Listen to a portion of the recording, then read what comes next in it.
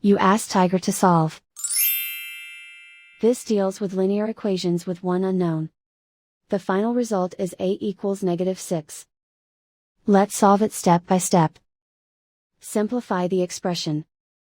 Expand the parentheses. Group like terms.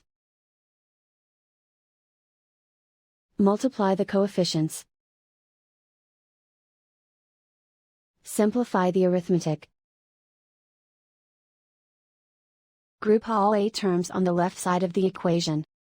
Subtract 3a from both sides. Group like terms.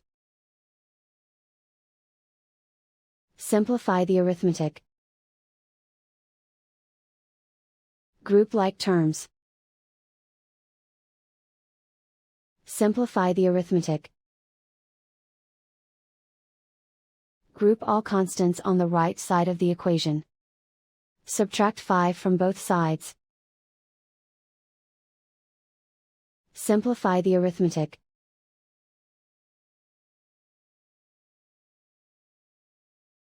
Isolate the a.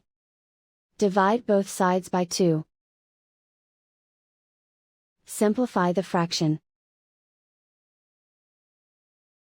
Find the greatest common factor of the numerator and denominator.